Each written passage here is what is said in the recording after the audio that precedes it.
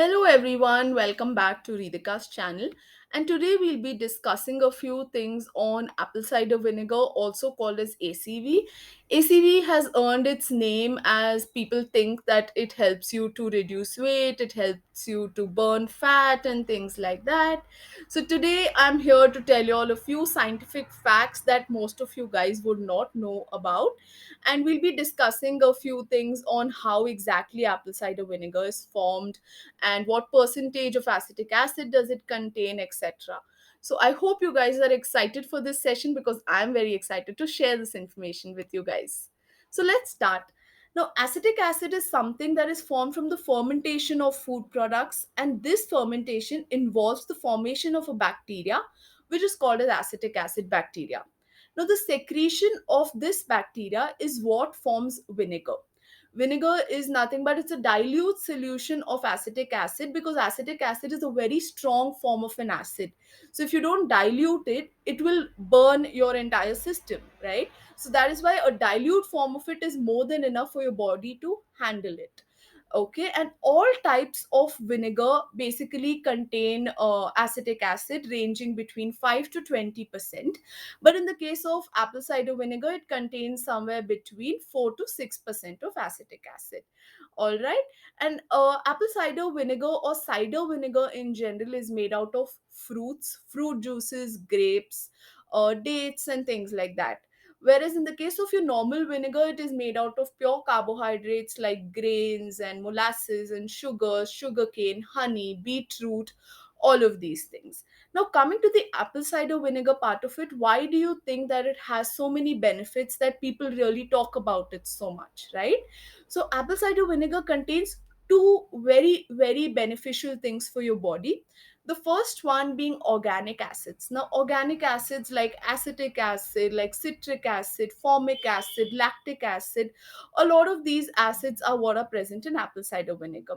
Whereas in the case of your phenolic compounds are compounds which are known for their oxidative or antioxidative properties. They basically reduce the stress, they reduce the oxidative stress in your body, and they help you to cope with any disease if you're having any chronic disease like diabetes or hypertension, etc. All right, and phenolic compounds like gallic acid, like caffeic acid, are what are present in apple cider vinegar. Now, all these compounds are what instill the vinegar with a lot of health benefits, even if it is ingested in very small amounts. Now, coming to the apple cider vinegar basically 15 to 30 ml, basically 1 to 2 tablespoons of apple cider vinegar consists of only 0.3% of acetic acid, which itself is very beneficial for the body. Okay, so that is why it is known to have a lot of benefits, especially when it comes to things like diabetes. Now, acetic acid is known to have a lot of properties like anti-diabetic, like antioxidants and antimicrobial properties, and so on. Now, there was this one study that was known to reduce the HbA1c levels in diabetic patients. What exactly is HbA1c? HbA1c is nothing but glycosylated hemoglobin, which is one of the most precise tests when it comes to chronic diabetes or diabetes in general. So, if you're someone who thinks has diabetes, this is one test that you should definitely get done, because it will give you a very precise value whether you have diabetes or you don't have diabetes, right? So, there are a lot of studies that have been conducted when it comes to apple cider vinegar and other chronic conditions like diabetes, like cholesterol, or blood pressure, obesity, etc. So, we'll be discussing majorly about diabetes today. So, there was this one study that was done which saw the effect of acetic acid on HbA1c specifically. And this HbA1c basically was tested in type 2 diabetes, and it was found that the HbA1c values had actually come down by 0.16%, which was very, very good.